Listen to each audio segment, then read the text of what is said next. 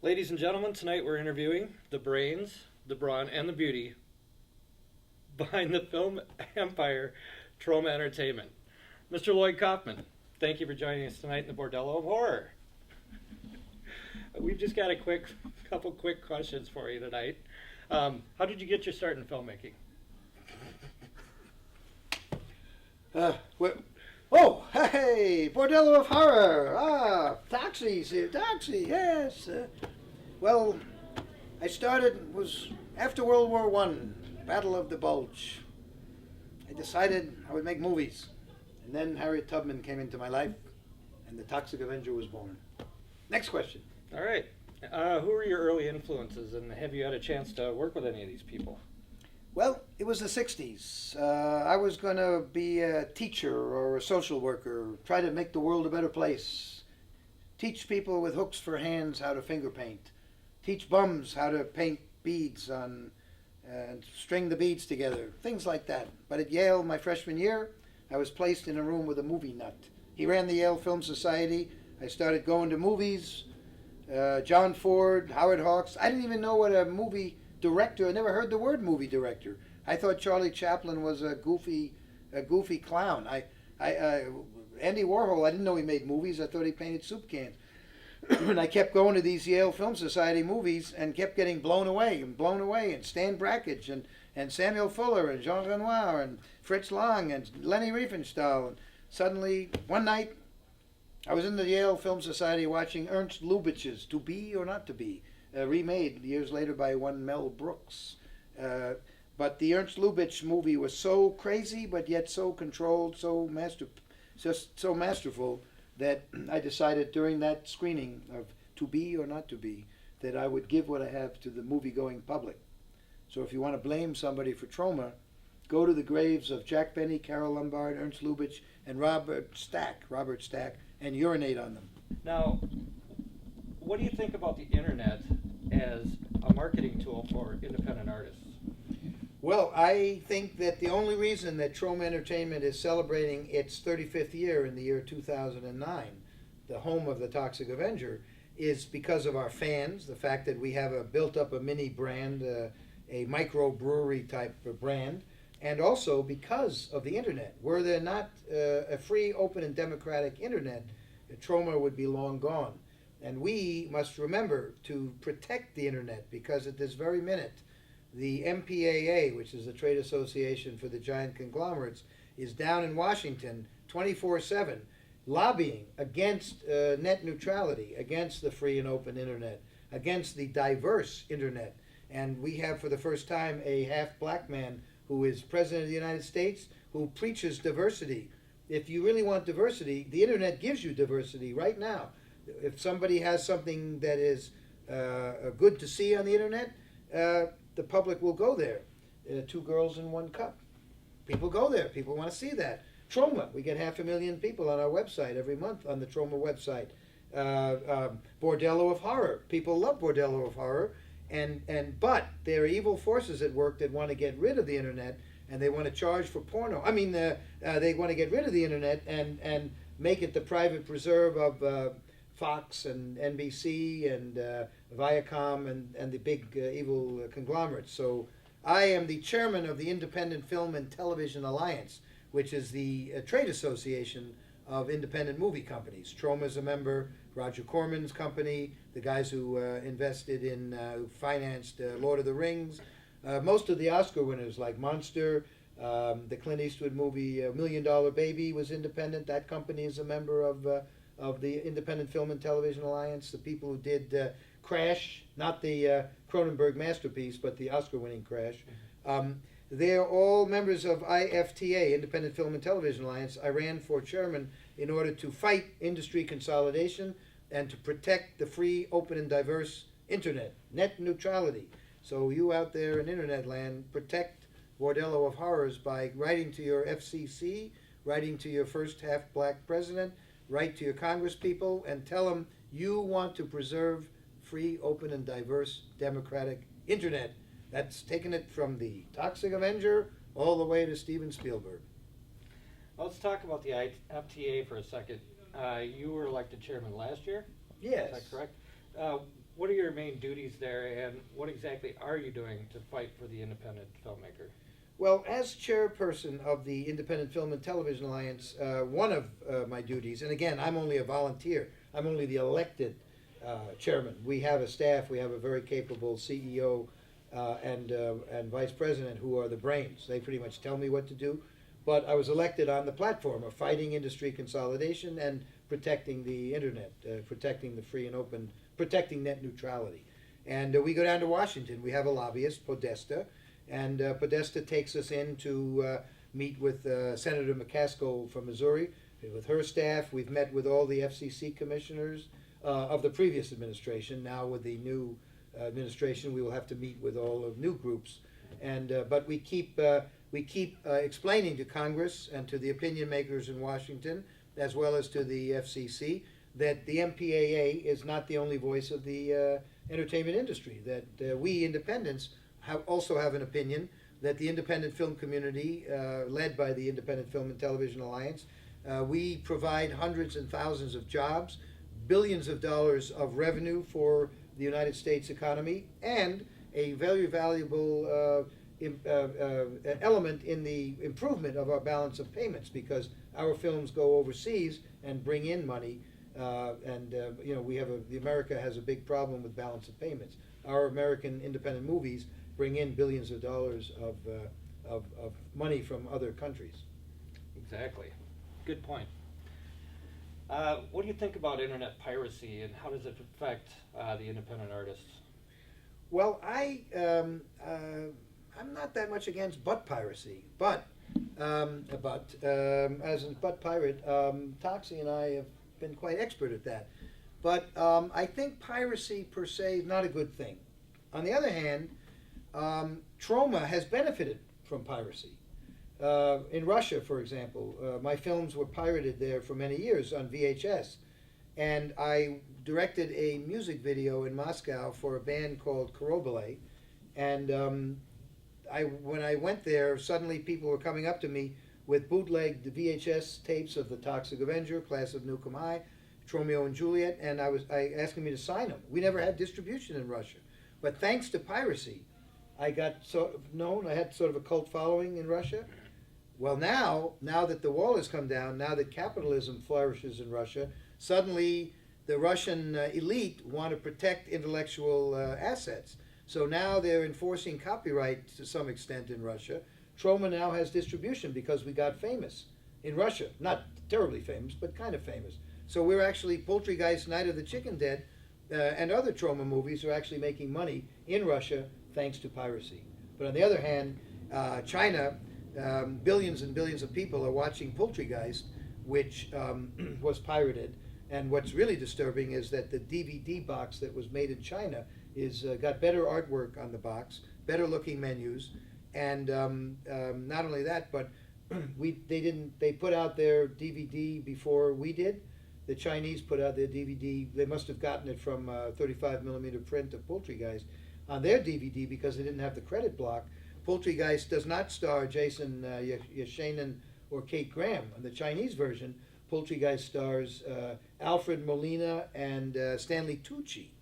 So if you want to see the Stanley Tucci free Poultrygeist, get the Troma DVD of Poultrygeist. But and now Thailand has even different box art on their pirated Poultrygeist, but they have a picture of me. So I must be somewhat known in Thailand. Oh, they have a picture of me in a dress with a machine gun. And of course, I am kind of a ladyboy, and Thailand has many ladyboys, but we are pirated in Thailand. So again, for me, the main motivation, and Toxie, correct me if I'm wrong, but I make movies for people to see. If I wanted to make a lot of money, I think I would have chosen, another selling shoes or something that people need. And movie making is an art form. I mean, we make our films at Troma so people can see them. So I'm not that upset about piracy, but it is a big problem, and IFTA is indeed fighting. I think that's our second most, after industry consolidation and protecting the free and open internet. Piracy is a big concern of ours, and it is certainly devastating many of our members' livelihoods. All right, well, keep up the good work with that. We hear you're in development, early development, of Toxic Avenger 5. What can we expect from Toxie in this installment? Well, Toxie, each Toxic Avenger movie, he gets older. And unlike Superman or Batman or other superhuman heroes, he ages in his movies. So the second Toxic Avenger, he's looking for has an identity crisis and tries to find his father. And the third Toxic Avenger, Last Temptation of Toxie, becomes a yuppie, and at the end of it, he gets married. In the fourth Toxic Avenger, it deals with abortion and plastic surgery, and Toxie and his significant other have babies. They give birth. And the fifth one will deal with the new generation, Toxie's twins. Toxie will be older. His significant other will be older, and she's going to have, she'll be going through menopause, and Toxie will have maybe a little problem with ED, and the children are reaching puberty. So we will live through if you remember that scene in Carrie where Sissy Spacek has her period in the shower. Well, Toxie's Toxette, the female twin, will have a similar experience of having her monthly. The young boy Toxie will be rebelling against his dad's. But we don't have a beginning and middle and end yet. We also don't have any money. So other than that, the Toxic Avenger Part 5 is almost finished. Can't wait to see it. Me neither. What films have you seen in the last year that really stand out as great movies to you? Well, Toxie, what movies did we see this year? We very much enjoyed Strap-On Sally. What the movies this year? I'm trying to think of what was very good. Well, the obvious movies. Rachel Gets Married was pretty damn good. That was a good one. Jonathan Demme's movie. Great acting, great casting, interesting themes, kind of like a French relationship movie in a way. Certainly nothing wrong with Slumdog Millionaire. Danny Boyle is a brilliant, brilliant director. What else? What else is out there? What else did I see this year? I can't remember. Can't remember what I've seen this year. You've stumped me. But I know I've seen some good movies. I did see Poultrygeist Night of the Chicken Dead. I hear that's fantastic. It was very good. Very good director. But it was, these remakes, Poultrygeist Night of the Chicken Dead was a shot-by-shot remake of Steven Spielberg's Schindler's List, and I'm just tired of these remakes. But I'm trying to think of what movie did. The Wrestler was cool. Mickey Rourke and Marissa Tomei, who got her start in the Toxic Avenger, Toxie's first movie. That was good. Darren Aronofsky is a great director. What else? Mike Lee's new movie was excellent. That was great. Mike Lee, who did, I think it's called Getting Lucky. No, what the hell was it called? Lucky, not Getting Lucky, that's a trauma movie, but it had something, it was excellent. Anyway, it's great. Mike Lee is one of our great, great British directors. What else? The Host was great. Chocolate, the Thai, you can't wait till you see Chocolate. I don't think it's come out yet. That's the craziest movie I've ever seen in my life. That is an unbelievable film about a kind of a female. She's got some kind of disorder where she can imitate people, but she kicks their asses. Anyway, check it out. Just remember it. It's easy title to remember. Unbelievable movie. Anyway, Hostel was great. Eli Roth's movie was terrific. Anyway, there was certainly some great movies out there. So you're not too much into the remake trend. Is that what you're Well, saying? James Gunn's the James Gunn Dawn of the Dead was terrific. It didn't have to be called Dawn of the Dead. It could have been called the James Gunn horror movie. It was hilarious. I mean, it was wonderful. It was original. The stuff where they're playing chess on top of the building was just amazing. I mean, he's a great writer, and whoever directed it, Zach somebody or other, he'll never go anywhere. He'll never direct anything. That'd be so crazy. It'd be like his Zach directing The Weatherman or something, Watchmen or whatever. Never happened. He'll go nowhere. It's all about James Gunn. So what do you think the most valuable lesson you've learned in your career, either personally or professionally, might be? The most valuable lesson I think to thine own self be true. Do what you believe in. Do what's in your heart. To thine own self be true. A phrase coined by William Shakespeare, who, as you know, wrote that amazing best-selling book, 101 Money-Making Screenplay Ideas, otherwise known as Hamlet. All right. Do you have any advice for young and upcoming filmmakers? Well, other than doing what you believe in and to thine own self be true, my advice would be to decide, do you want to make a lot of money? Do you want the hookers and the cocaine and the mansions and the fancy cars? You must go to Hollywood. You probably have to go and work your way through the mainstream, which is not all bad. Trey Parker is the best guy in the world. Matt Stone, those two guys are amazing. Neville Dean and Taylor, who did Crank 2, in which I have a 3 words line. Those guys are amazing. James Gunn is the best. Eli Roth is the best. John Avildsen, who directed Rocky. John Badham directed Saturday Night Fever. There are great people in the mainstream, so don't dismiss it. But if that's what you want, go and do that. But if you're, just want to do what's in your heart and you don't necessarily want to go to Hollywood, because for the most part, and I don't mean just Hollywood, I mean the mainstream. For the most part, it's awful. It's disgusting and hateful.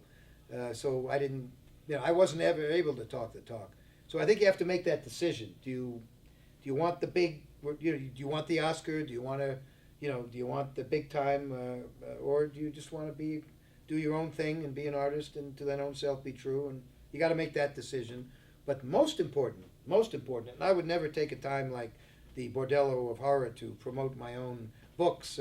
I would never be so low class. But I would read Direct Your Own Damn Movie, because Direct Your Own Damn Movie has just come out. You can get it at Barnes & Noble. You can get it at Borders, another one of those devil-worshipping conglomerates we hate. But Amazon.com and Troma.com and Direct Your Own Damn Movie. Read that book. And also make your own damn movie. And there are DVD box sets that go with these things. And there are other books I've written. And it's like film school in a box.